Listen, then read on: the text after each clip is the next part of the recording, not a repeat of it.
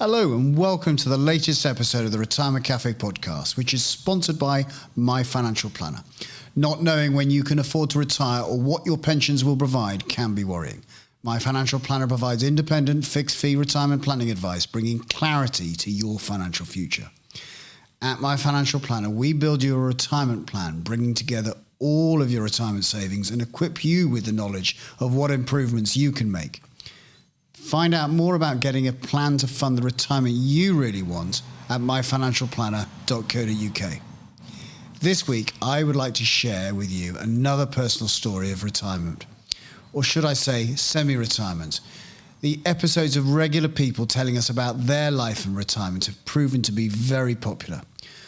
One of our very first episodes, number 4 in fact, of my conversation with clients and friends Nick and Debbie Taylor, telling us what makes for a successful retirement for them, continues to be one of our most downloaded episodes. So today we're going to hear the story, so far, of another client and friend, Lindsey Froud. Lindsey spent some years living in the Middle East before returning to the UK a few years ago. At this point, she decided to semi-retire at quite an early age. She shares with us today the importance of keeping working on her terms, of running, and why she tries to do something she's never done before every month. Sadly, since we recorded this episode, Lindsey's mother has passed away, so my sympathies go out to Lindsey and her family. I hope you enjoy my chat with Lindsey. Welcome, Lindsey. Hello, Justin. Thanks for taking the time to come in and see me today. You're welcome, I think. And you brought me a book. Yes. Tell me about this book. By the way, this is what I talk about when I talk about running. So I bought this for my daughter, who's a great runner, and I found it in her bedroom.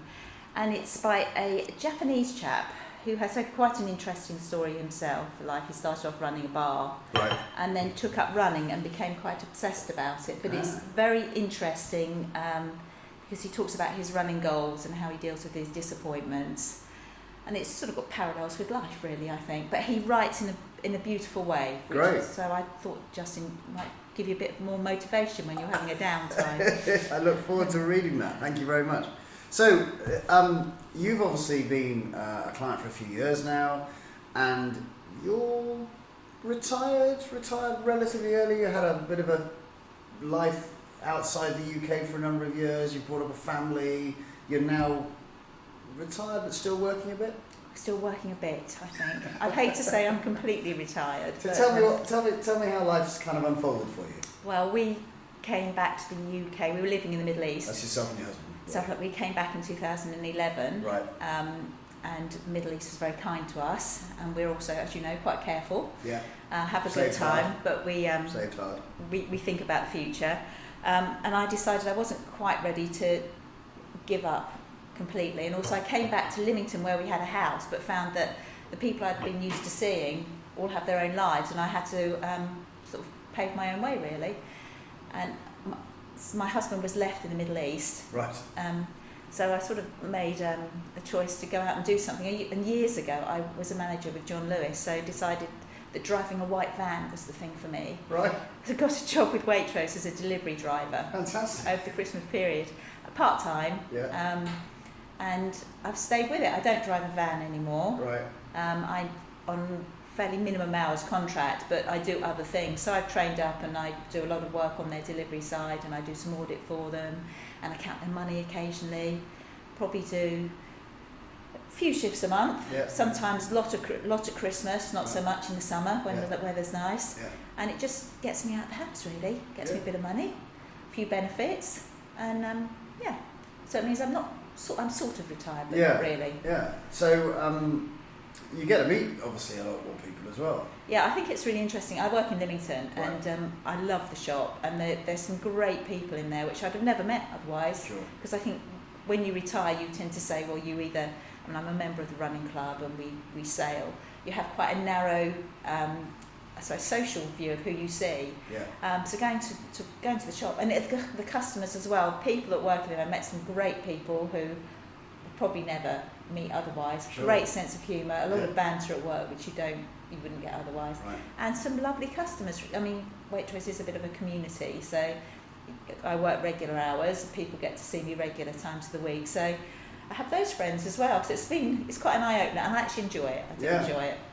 So obviously the children I know and have met, but they've obviously left home now. One's working, one's at university. So that's a big shift for you as well. It gives you a bit more time, I suppose. In theory, yes, it does. I mean, they've always been quite independent, but yes, I think it's just the fact the house is empty. Yeah. And everything gets done quite quickly. So it's nice to think that you've got your time and your things that you do. Yeah.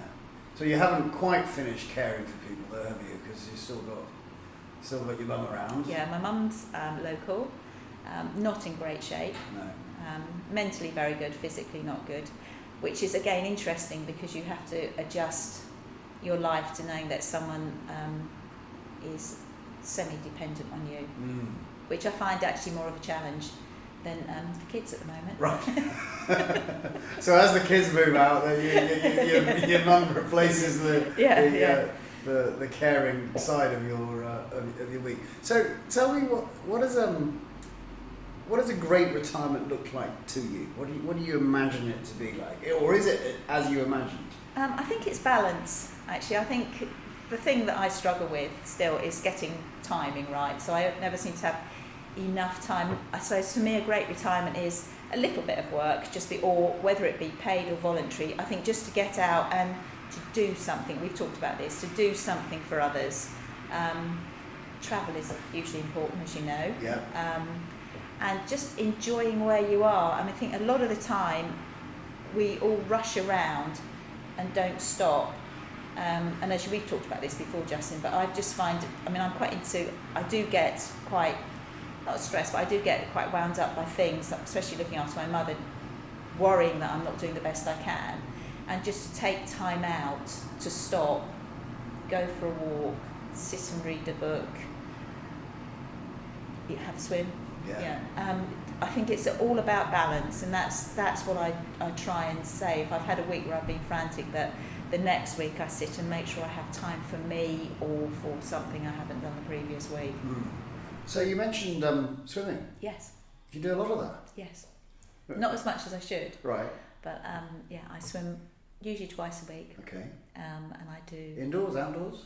Indoors this time of year. Mm-hmm.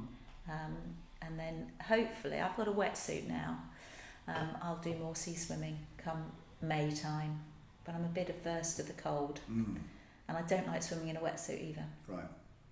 Now, was it last year you did the peer-to-peer swim? I've done it the last 2 years. So that, for the listeners who aren't local, tell me, what does that entail? It's a swim between Bournemouth Pier and Boscombe Pier of 1.5 miles. Wow. It's for the British Heart Foundation, and thousands of people do it. I think I don't know if it's 1,000 or 1,500, but they do 2 waves. They do a 9 o'clock start, or 10 o'clock and a 12 o'clock start, and it's just good fun, very well managed, and you just swim from one pier to the other, and it can take 45 minutes one year, or can take nearly an hour, depending on the tides and the swell. And I think Hannah's done that with you? No, I did. I do it as part of a group called the Menopausal Mermaids. Oh, wow, okay. Which is a group of friends, and we train together. Yeah. And I think they were interviewed actually on South Today or something. We'll have a big shout out for the Menopausal Mermaids. We should. Yeah, such a great name. It needs to be. So I train with them. Right. So I do it with them. Okay, so where did you meet these ladies? They're actually, I met them through the local running club. Right. But we're much better swimmers than we are runners. Okay.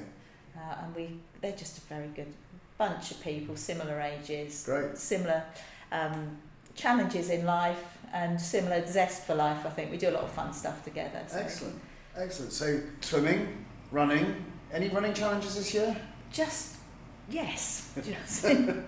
I'm usually a spectator. Right. I was doing regular 10Ks, but then I hurt my hip or something.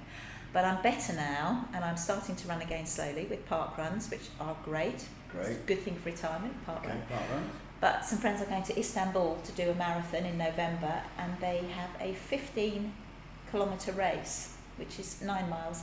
And I've decided to enter that and train up to do that. Never run that far. It runs across 2 continents. Fantastic. So that will be interesting. Wow. Okay. So we'll see. I might end up walking half of it because I've never run that far, but I think it's good to have a challenge. Yes, absolutely. So, and you ski, of course, as well, don't you? Yes. I hasten to add, none of these things are particularly well, but I just enjoy them. I think part of retirement, with what do you want, I enjoy everything I do. I always say I don't do anything particularly well, but I don't think people get hung up on times and speeds and things. I just think it's about just doing it and having a go. Yeah, I love to ski. I love the mountains. Great. So the key kind of takeaways I'm hearing here are, you get a lot by being involved in the work with Waitrose, in the community, kind of meeting people there, gives you some purpose, something fun to do. Yeah. Lots of people you're meeting with the menopausal mermaids, and they have to have a mention, and the running club and all that type of thing. You've obviously still got stuff you need to attend to, your mum and the family, etc. Where does Roy fit in all this? Yeah, well, he Have you got time for Roy? Yes, I have got time for Roy. We do things. He's happy. He's very happy at home. I think we're quite different. He's very happy at home, but when he's given, I book things. He's a great companion. Great. So we do get out and we have trips up to Scotland and the lakes and a few other things. And I know he's quite into his sailing. He loves his sailing. He loves his sailing. So in fact, I sail a little bit. In fact, that's another challenge I've got this year. Wow. Okay. I have a friend with an ocean-going boat is going to take me out and teach me how to crew. Wow, brilliant. So that'll be good fun as well. So it's a pretty occupied time. Keep yourself busy. Well, I think the thing is, if you're reasonably active, which I try and be, there's a lot you can do out there which doesn't take a huge amount of money. And when I say I'll sell other people's boats, for example, if you're going to go skiing, just choose a cheap week and things. You can do things quite easily. And I think you've got to go out there and embrace it. Yeah. And I always try and do something I've never done before every month, and it might be a little thing. So I went to Bletchley Park last week. Okay. Never visited there. Fascinating place. Wow. And next week I'm going to Kitsball skiing. I've never been to Kitsball, but it might be an experience. I might go to a city or do something that I've never done before, and just one small thing every month you've never done before. Yeah. Now, one challenge I am going to put to you, and I've got you live on the podcast, of course, is I remember that there was a little ambition of learning French. Oh, I know. I have just picked it up again. Brilliant. So I can read it. Wow. I understand it. I just can't get the words to come out of my mouth. So I picked it up again, and I am doing probably 10-15 minutes just with an app at the moment. But it's on my list, Justin. I just need to start. Done. I need to be brave. Well, you're pretty busy, so Yes, but I'll cut you some slack. Yeah, I know, but I think I would probably later when I've done a bit more of my homework. I am going to join a conversation class and try and get myself to speak. But I sort of get very tongue-tied and I feel I'm being judged when I speak a foreign language. I don't know why, but as I say, I can read and I can make myself understood. But it's a bit rubbish, really. I ought to be better. And tell me, obviously, our relationship has been about financial planning. Tell me about your relationship, I suppose, with money in retirement. How do you feel about money? It's an interesting one because I think it's a balance between enjoying it and knowing that there's a little bit left in case, whatever in case is. So I'm actually quite canny with money, as you know. I do. So I enjoy my money and I do it, but I do have limitations on what I do. So we're very lucky we're able to get away. So I have, I think, a healthy respect for it, but I don't think it's something that you should worry about. I think you just need to be aware of it and what it can do for you. So I won't say I don't go mad, but I do like treats. I think we should always treat, shouldn't we? There's always an excuse not to spend. Yes. So I think it's just a case of balancing. So yeah. Healthy respect for it. And of course I've got you, Justin. Well, absolutely. I encourage you to spend as well. Yeah, I know. So, Yeah, it's a balance. It is difficult because you could say, it looks like we've got, it's going to be great. But people live longer nowadays, don't they? And as I'm finding out, care is very expensive.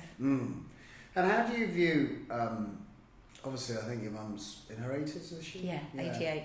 And how do you view that part of retirement in the future, when you're in your 80s, possibly 90s, I find it quite scary, actually, because I think if you are mentally strong, that's good. If you're physically not strong, that's the bit that frightens me more.